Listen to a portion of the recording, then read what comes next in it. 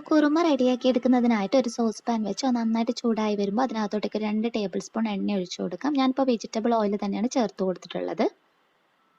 എണ്ണ ഒന്ന് ചൂടായി വരുമ്പോൾ ഇതിനകത്തോട്ടേക്ക് 2 ഗ്രാമ്പു ചേർക്കാം. പിന്നെ നമ്മൾ ചേർത്ത് കൊടുക്കുന്നത് 2 കറുവപ്പട്ട, അതുപോലെ തന്നെ ബേ ലീഫ് ചേർക്കാം. പിന്നെ നമ്മൾ കറിയിൽ ഉപയോഗിക്കുന്ന വലിയ ജീരകം, കറി ജീരകമല്ല കേട്ടോ, വലിയ ജീരകമാണ്. ഒരിത്തിരി ചേർത്ത് കൊടുത്താൽ മതി. ഒരു 1/4 ടീസ്പൂണിനടുത്ത് ആഡ് ചെയ്യാം. അതുപോലെ തന്നെ ഒരു 2 ഏലക്ക. ഇത്രയും കാര്യങ്ങളാണ് നമ്മൾ ചേർക്കുന്നത്. ഇത് എണ്ണയിലിട്ടിട്ടൊന്ന് മൂപ്പിച്ചെടുക്കാം. അതിനുശേഷം ഇതിലോട്ടേക്ക് നമുക്കൊരു സവാള ചേർത്ത് കൊടുക്കാം. ഞാനിവിടെ ഒരു മീഡിയം സൈസായിട്ടുള്ള സവാളയാണ് എടുത്തിട്ടുള്ളത്. അത്യാവശ്യം കനം കുറച്ചിട്ട് അരിയുക.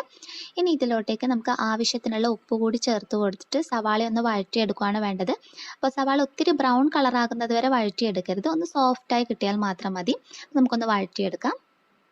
ഇനി ഇതിലോട്ട് ഒരു 1/4 ടീസ്പൂൺ മഞ്ഞൾപ്പൊടി ചേർത്ത് കൊടുത്ത് അതിൻ്റെ ഒരു പച്ച കുത്തൽ മാറുന്നത് വരെ നന്നായിട്ടൊന്ന് വഴറ്റിയെടുക്കാം.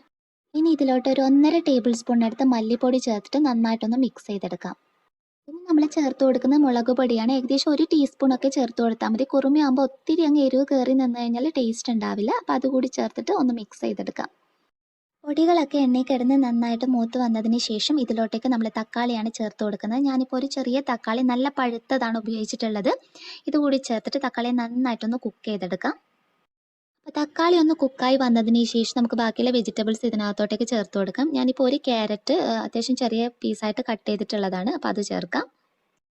1/4 കപ്പിനടുത്ത് ഗ്രീൻ പീസ് ചേർത്ത് കൊടുക്കാം. ഞാനിപ്പോൾ ഫ്രോസൺ ആയതുകൊണ്ടാണ് ഇപ്പോൾ ഡയറക്റ്റ് തന്നെ ചേർത്ത് കൊടുക്കുന്നത്. അല്ലാതെയാണ് നിങ്ങൾ ഉപയോഗിക്കുന്നതെങ്കിൽ കുക്കറിനകത്ത് ഇട്ടിട്ട് നന്നായിട്ട് കുക്ക് ചെയ്തതിന് ശേഷം ചേർത്ത് കൊടുക്കാൻ നോക്കുക. ഒരു 1/4 കപ്പിനടുത്ത് ബീൻസ് ചേർക്കാം. ഒരു മീഡിയം സൈസുള്ള ഉരുളക്കിഴങ്ങ് കനം കുറച്ച് അരിഞ്ഞിട്ടുള്ളതാണ്. അപ്പോൾ അതുകൂടി ചേർക്കാം. ഇനി ഈ വെജിറ്റബിൾസ് ഒക്കെ നമ്മൾ ചേർത്തിട്ടുള്ള മസാലക്കൂട്ടുമായിട്ട് നന്നായിട്ടൊന്ന് മിക്സ് ചെയ്തെടുക്കാം. ഇനി നമുക്ക് എത്രയാണ് ഗ്രേവി ആവശ്യമായിട്ടുള്ളത് അതിനനുസരിച്ച് വെള്ളം ചേർത്ത് കൊടുക്കാം. ഞാനിപ്പോൾ ഒരു 1/2 കപ്പിനടുത്ത് വെള്ളമാണ് ചേർക്കുന്നത്. ഒത്തിരി ഉപയോഗിച്ച് കഴിഞ്ഞാൽ കുറുമ നല്ല ലൂസായിട്ട് ഉണ്ടായി കഴിഞ്ഞാൽ ടേസ്റ്റ് ഉണ്ടാവില്ല കേട്ടോ. അത്യാവശ്യം തിക്കായിട്ട് ചെയ്യുന്നതായിരിക്കും നല്ലത്. വെള്ളം ചേർത്ത് കൊടുത്തതിന് ശേഷം ഉപ്പൊക്കെ നോക്കിയിട്ട് ഒന്ന് അഡ്ജസ്റ്റ് ചെയ്യാം. ഇതിപ്പോൾ ഉപ്പ് കുറവായതുകൊണ്ട് ഞാൻ ഒരു ഇത്തിരി കൂടി ചേർത്ത് കൊടുക്കുന്നുണ്ട്. ഇനി ഇത് അടച്ചു വെച്ചിട്ട് ഈ പച്ചക്കറികളൊക്കെ നമുക്ക് നന്നായിട്ടൊന്ന് കുക്ക് ചെയ്തെടുക്കാം. അപ്പോൾ പച്ചക്കറികളൊന്ന് കുക്കായി വരുന്ന സമയം കൊണ്ട് നമുക്ക് ഇതിനകത്തോട്ടേക്കുള്ള തേങ്ങ ഒന്ന് അരച്ചെടുക്കണം. അപ്പോൾ ഒരു 1/2 കപ്പിനടുത്ത് തേങ്ങയാണ് ഞാൻ ചേർത്ത് കൊടുക്കുന്നത്. ഇനി ഇതിലോട്ടേക്ക് ഒരു 6-7 കശുവണ്ടി പരിപ്പും അതുപോലെ തന്നെ ഒരു 1/2 ടേബിൾ സ്പൂണിനടുത്ത് നമ്മുടെ പൊട്ട് കടല കൂടി ചേർത്ത് കൊടുക്കാം. ഒരു 1/2 ഗ്ലാസ്സിനടുത്ത് വെള്ളം ഒഴിച്ചു കൊടുത്ത് നല്ല പേസ്റ്റ് പോലെ ഒന്ന് അരച്ചെടുക്കാം. അപ്പോൾ ഇത് ഞാൻ നല്ലതുപോലെ ഒന്ന് അരച്ചെടുത്തിട്ടുണ്ട്. ഇനി നമുക്ക് നമ്മുടെ കറിക്കകത്തോട്ടേക്ക് ഇത് ചേർത്ത് കൊടുക്കാം.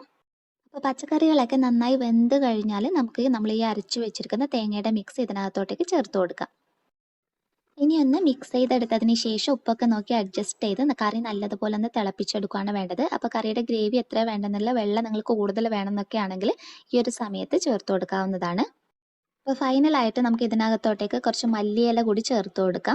കറി നന്നായി തിളച്ച് വന്നതിന് ശേഷം ഞാൻ ഫ്ലെയിം ഓഫ് ചെയ്തിട്ടുണ്ട്. അപ്പോൾ നമ്മുടെ നല്ല ടേസ്റ്റി ആയിട്ടുള്ള ഹോട്ടൽ സ്റ്റൈൽ വെജിറ്റബിൾ കുറുമ ഇവിടെ റെഡി ആയിട്ടുണ്ട്. എല്ലാവരും തീർച്ചയായും ട്രൈ ചെയ്ത് നോക്കാം. നല്ല ടേസ്റ്റിയാണ്. നെക്സ്റ്റ് വീഡിയോയിൽ ഇനിയും നല്ലൊരു വെറൈറ്റി ഡിഷ് ആയി കാണാം. അതുവരെ ടേക്ക് കെയർ. Bye bye.